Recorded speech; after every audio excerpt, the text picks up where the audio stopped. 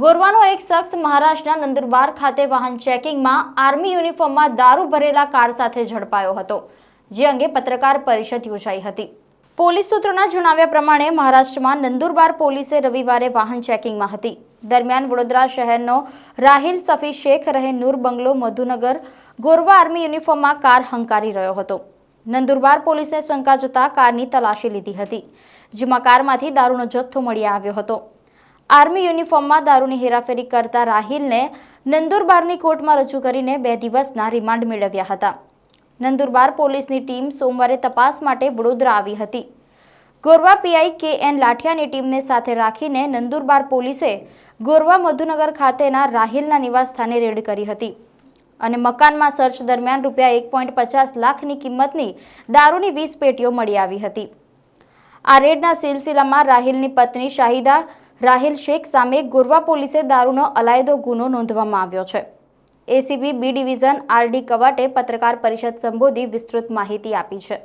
ગઈકાલે સાંજના સમયે ગોરવા પોલીસ સ્ટેશનમાં એક પ્રોહિબિશનનો ગુનો દાખલ કરવામાં આવેલ છે, જેની વિગતો જોતા મહારાષ્ટ્રમાં નંદુરબાર પોલીસ સ્ટેશન વિસ્તારમાં ત્યાંની પોલીસ ઇલેક્શન રિલેટેડ વાહન ચેકિંગમાં અને એ ફરજમાં કાર્યરત છે। એ દરમિયાન એક ઇનોવા ચાલક જે હતા એ ત્યાં નજીક આવતા એમને રોકી અને ચેક કરવામાં આવેલ હતા। તો આર્મી યુનિફોર્મમાં તેઓ સજ્જ હતા અને નીચે ઉતરી અને આર્મીની ઓફિસરની ઓળખ આપી અને મહારાષ્ટ્ર પોલીસને ત્યાં ખોટી એમની આઈડેન્ટિટી બતાવી। મહારાષ્ટ્ર પોલીસે થોડી સતર્કતા બતાવી એટલે એમને થોડોક ખ્યાલ આવ્યો કે ભાઈ આ માણસ માટે થોડુંક ડાઉટફુલ જેવું લાગે છે, એટલે ઇન્ટ્રોગેશન કરતા તપાસ કરતા ખબર પડી કે ભાઈ એક ફોર્જરી કરવા માટે કોઈ આર્મીનો યુનિફોર્મ પહેરે છે અને પ્રોહિબિશન લિકર ત્યાંથી લઈને આવે છે, જે અનુસંધાને ત્યાં મહારાષ્ટ્રમાં નંદુરબારમાં ગુનો પણ દાખલ થયેલ છે। નંદુરબાર પોલીસની ટીમ વડોદરા શહેર ખાતે તપાસમાં હતા અને લોકલ પોલીસ સ્ટેશનની એમને મદદમાં આવતા ગોરવા પોલીસ સ્ટેશનના અધિકારીઓ એમને મદદ પ્રોવાઈડ કરેલી। એમના ઘરના સર્ચ દરમિયાન ત્યાંથી પણ વધારાનો લિકર બધામાં મળી આવેલ છે, જે લગભગ 3,67,000 જેવો થાય છે। ગોરવા પોલીસ સ્ટેશન એમાં ફરિયાદી બની છે અને આરોપી તરીકે ત્યાં જે ખોટું નામ આપેલ હતું એ વ્યક્તિ અહીંયા એમને પૂછપરછ કરતા એ વ્યક્તિ છે જ નહીં, એમનું નામ અહીંયા અલગથી કંઈક બીજું જાણવા મળ્યું અને એમના પત્નીને એટલે કે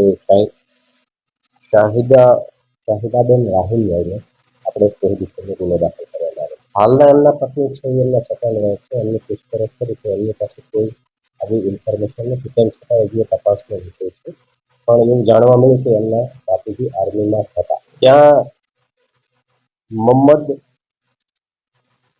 ફારૂક શફી એવું નામ લખાવેલ હતું અને અહીંયા આવતા તપાસ કરી તો એમનું નામ છે રાહિલ શફી ઉર્ફે મોહમ્મદ શેખ, એટલે નામ તો ત્યાં એમને ખોટું જણાવેલું છે। આપણને તો હજી કાલે જ ખબર પડી અને આર્મી ઓફિસર તરીકે એટલે લિટરલી એવી રીતે રહેતા હોય તો આપણા નોલેજ કરશે। હા, મહારાષ્ટ્ર પોલીસમાં એમને યુનિફોર્મ પણ કબજે કરેલો અને આઈ કાર્ડ પણ આપેલું છે।